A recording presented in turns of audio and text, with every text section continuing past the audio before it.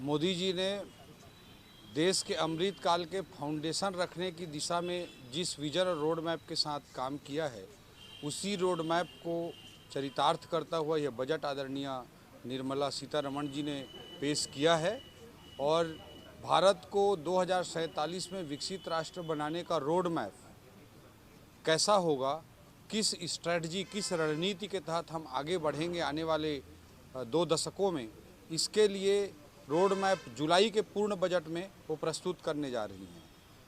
तो मोदी जी ने जो बड़ा लक्ष्य, दीर्घकालिक लक्ष्य भारत के लिए निर्धारित किया है कि भारत एक विकासशील राष्ट्र से विकसित राष्ट्र बनने की दिशा में आगे बढ़ रहा है, उसके एक फाउंडेशन के रूप में, उसके नींव के रूप में यह बजट काम करेगा। सबसे अच्छी चीज इसमें क्या नजर आ रही है आपको, जिससे इसमें महिलाओं, युवाओं, गरीबों, इन सब के लिए तो बहुत सारे कल्याणकारी योजनाएं, उनको मदद करने वाली योजनाएं तो हैं ही, जो कि किसी भी विकासशील देश के ज़रूरतमंद लोगों के लिए ज़रूरी होती हैं। इसके अलावा जो बड़ी और महत्वपूर्ण चीज़ मुझे नज़र आ रही है, जैसा कि निर्मला सीतारमण जी ने भी कोट किया, जय जवान, जय किसान, जय विज्ञान, और मोदी जी ने उसमें अंतिम शब्द जोड़ा है जय अनुसंधान। तो जब तक कोई राष्ट्र रिसर्च एंड डेवलपमेंट, अनुसंधान की दिशा में, वैज्ञानिक शोध की दिशा में, इनोवेशन की दिशा में, स्टार्टअप्स की दिशा में काम नहीं करता, तब तक वो बड़ा नहीं बन सकता। क्योंकि आज की दुनिया नॉलेज बेस्ड इंडस्ट्री है, इसलिए आज की दुनिया में इनोवेशन सबसे महत्वपूर्ण है। उसके लिए 1 लाख करोड़ रुपए का 50 साल का इंटरेस्ट फ्री लोन, किसी के पास कोई आइडिया है, कोई इनोवेशन है, अगर उससे कुछ बड़ा कुछ करना चाहता है तो 1 लाख करोड़ रुपए का 50 साल का इंटरेस्ट फ्री लोन की व्यवस्था इस बजट में की गई है, जो भारत में इनोवेशन कल्चर को, दुनिया में भारत को इनोवेशन के हब के रूप में स्थापित करने के लिए, नॉलेज बेस्ड इंडस्ट्री के हब के रूप में स्थापित करने के लिए, और भारत को विकासशील से विकसित राष्ट्र बनाने की दिशा में सबसे बड़ा महत्वपूर्ण कदम मुझे नजर आया। आप जो बजट पेश करेंगे, आपकी क्या प्राथमिकता है? कांग्रेस निराशाजनक बावजूद इसके बता रही है, इतनी खूबियां आप बताएं इसके बाद। कांग्रेस न समझ सकती, न समझना चाहती, और समझने के बाद न आप लोगों को बताना चाहती। कांग्रेस का स्पष्ट नीति रही पूरे 50 सालों में, पूरी तरह से लूटो और लुटवाओ, जबकि मोदी जी ने साफ कहा न खाऊंगा न खाने दूंगा। निर्मला सीतारमण जी ने साफ तौर पर कहा है कि वे एक श्वेत पत्र जारी करेंगी, वाइट पेपर लाएंगी, जिस पे 2014 की नीतियां किस तरह से कुशासन के प्रतीक थी, और अभी जो सुशासन के गुड गवर्नेंस के पारदर्शी और रिफॉर्म एजेंडा मोदी जी ने सेट किया है, दोनों में क्या अंतर है, इसके बारे में श्वेत पत्र वे लाएंगी। इससे कांग्रेस पूरी तरह से एक्सपोज होगी, दूध का दूध और पानी का पानी होगा। कैसे ये देश के टैक्स को भ्रष्टाचार की भेंट चढ़ा रहे थे, कैसे देश के संसाधनों को ये अपने जेबों में भर रहे थे, कैसे सिस्टम का सत्यानाश कर रहे थे, वह उस श्वेत पत्र में उसका खुलासा होगा। आपके बजट में क्या रहेगी प्राथमिकता है? लोकसभा चुनाव को लेकर लगा था काफी बड़ी घोषणाएं होंगी, आम जनता को राहत मिलेगी टैक्स में, लेकिन ऐसा कोई बड़ा दिखा नहीं, ऐसा आम लोगों की राय है। मोदी जी वो कार्य ही नहीं करते जो जनता को अच्छे लगें, वे सारे कार्य करते हैं जो जनता के लिए वास्तव में अच्छे होते हैं। जिस तरह से उन्होंने जो नीतियां अपनाई हैं, वे पूरी तरह से लोगों को सक्षम बनाने में, आत्मनिर्भर बनाने में उनका फोकस रहता है। उनकी नीतियों का ही परिणाम है कि पिछले 10 सालों में 25 करोड़ लोग गरीबी रेखा से बाहर आए हैं। आज इस बजट में 3 करोड़ लखपति दीदी बनाने का लक्ष्य रखा गया है। इस बजट में कहा गया कि कैसे 11.8 करोड़ किसानों को सीधा किसान सम्मान निधि दी जा रही है, कैसे डीबीटी के माध्यम से 34 लाख करोड़ रुपए ज़रूरतमंदों के खाते में डाले गए हैं, और उससे 2.7 लाख करोड़, 2,70,000 करोड़ रुपए का जो लीकेज था उसे रोका गया है। इस तरह के सभी को लाभ देने वाले अनेकों कार्य किए गए हैं। उससे समाज के आखिरी छोर पर खड़े सबसे गरीब, ज़रूरतमंद, दलित, आदिवासी भाइयों को भी फ़ायदा हो रहा है, और महिलाओं, युवाओं को भी फ़ायदा हो रहा है, और देश भी आर्थिक तरक्की की दिशा में तेज़ी से आगे बढ़ रहा है। आपकी प्राथमिकता क्या होगी सर, एज ए वित्त मंत्री?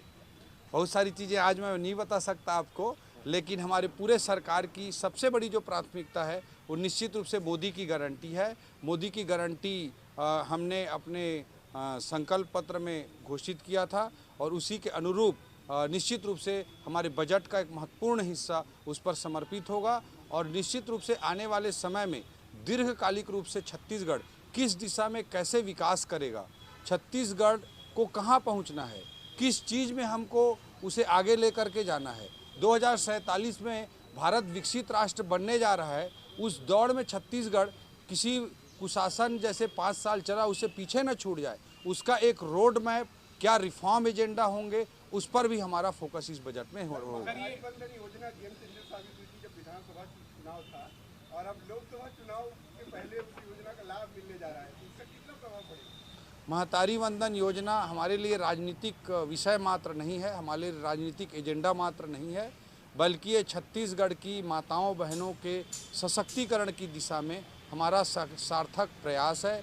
जब दीदियों बहनों माताओं के खाते में सीधा पैसा जाता है तो बच्चों के स्वास्थ्य में, उनकी शिक्षा में, स्कूल में और जीवन की बेहतरी के लिए प्रयोग होता है। इसलिए भारतीय जनता पार्टी ने महतारी वंदन योजना कल की कैबिनेट में निर्णय लिया है और हमारे छत्तीसगढ़ की माताओं बहनों को 12,000 रुपये वार्षिक देने का निर्णय लिया। महंगाई कम करने में मोदी जी का बजट कितना सार्थक साबित होगा? निश्चित रूप से आप फिस्कल डेफिसिट को देख सकते हैं कि 2025-26 के लिए लक्ष्य रखा गया था कि 4.5% तक फिस्कल डेफिसिट को घटाते हुए पहुंचाया जाएगा।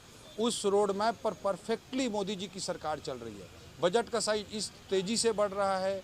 कैपेक्स में आपने देखा कि हमेशा डबल डिजिट के रेट से कैपेक्स में उछाल आया है और इस बार एक शगुन के तौर पर 11,11,111 करोड़ इतने का कैपेक्स किया गया है एक करके, और 10% से अधिक फीसदी की वृद्धि कैपेक्स में भी की गई है।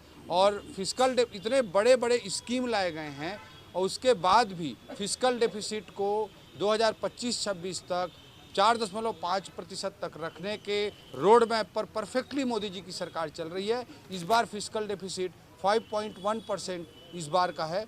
तो निश्चित रूप से इससे इन्फ्लेशन की दर, जैसे ग्लोबली इन्फ्लेशन बढ़ा हुआ था उस समय भी मोदी जी की सरकार उसे नियंत्रित करने में सफल रही और आने वाले समय में भी हम इन्फ्लेशन को कंट्रोल रखने में, महंगाई को कंट्रोल रखने में सार्थक नीतियों के कारण सफल रहे। सर, ये टैक्स स्लैब में कोई बदलाव नहीं किया गया इस बार टैक्स स्लैब में, लेकिन आम नागरिकों को उम्मीद थी कि टैक्स स्लैब में इस बार कुछ छूट मिलते नजर आएगी। हाँ, निश्चित रूप से जो 2,20,000 जब 2014 में मोदी जी की सरकार आई थी तो इनकम टैक्स पे 2,20,000 रुपये तक का स्लैब था। उसे बढ़ाते बढ़ाते मोदी जी की सरकार 7 लाख रुपए तक लेकर चली गई है। तो एक बड़ा रिबेट इन 10 सालों में मोदी जी की सरकार ने दिया है। किसानों के लिए पूर्णतः समर्पित यह बजट है। 11.8 करोड़ 80 लाख किसानों को पीएम किसान सम्मान निधि से सीधा लाभ दिया जा रहा है। नैनो यूरिया और इसके अलावा जो बड़ी बड़ी टेक्नोलॉजी, 4 करोड़ लोगों को किसान फसल बीमा का लाभ दिया गया है। बड़ी बड़ी टेक्नोलॉजी को किसानों की दिशा में रिसर्च R&D में को प्रोत्साहित किया जा रहा है और नैनो यूरिया जैसे सक्सेसफुल हुआ। आज के बजट में नैनो DAP का अनाउंसमेंट आदरणीय वित्त मंत्री जी ने किया है।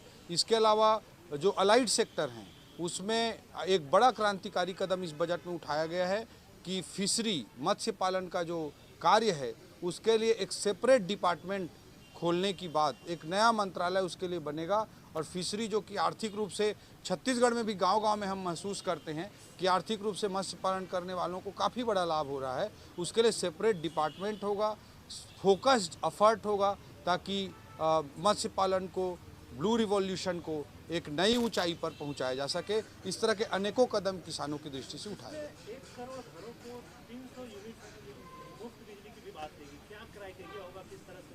उसके डिटेल आने में आ जाएंगे 1-2 दिन में, आप हम सब देख पाएंगे। बट वो ग्रीन एनर्जी को बढ़ावा देने की दिशा में बड़ा कदम मोदी जी का है कि रूफ टॉप पर जो सोलर एनर्जी हम स्थापित करेंगे उससे जोड़ करके यह मुफ्त बिजली की योजना लाई जा रही है। और भारत को विकासशील से विकसित राष्ट्र अगर हमको बनाना है तो ऊर्जा के परंपरागत स्रोतों पर हमारी डिपेंडेंसी को हमको घटाना पड़ेगा। उस दिशा में इसे मैं एक बड़ा कदम मानता हूं। और दूसरी ओर क्लाइमेट को, हमको क्लाइमेट चेंज के जो इश्यूज़ हैं, धरती के सतत विकास के लिए, आने वाली पीढ़ी के उत्तरजीविता के लिए जो कदम जरूरी हैं उस दिशा में ग्रीन एनर्जी के दृष्टि से ये सार्थक और क्रांतिकारी कदम है। चाइना जैसे देशों का सामना करने के लिए जो इलेक्ट्रॉनिक मार्केट है उस पर राहत देने की बात कही गई थी कि उसके जो प्रोडक्ट हैं मोबाइल वगैरह के जो प्रोडक्ट हैं उसकी कीमतों में उसके जीएसटी संबंधित कई तरह के राहत दी जाएंगी इस बजट में कहा जा रहा था। हालांकि कोई तरह की कोई चीज़ नहीं हुई, तो कैसे इन देशों से सामना होगा? नहीं, देखिए इस पर बहुत ही स्ट्रेटजिकल तरीके से काम किया गया है। Make in India, make for world जब मोदी जी ने लाया तो जिन चीज़ों का उत्पादन चाइना जैसे देशों में होता था उस पर टैक्स को बढ़ा दिया गया और उसको भारत में अगर उत्पादन करने के लिए जिन सामानों की ज़रूरत पड़ती थी उन पर टैक्स घटा दिया गया।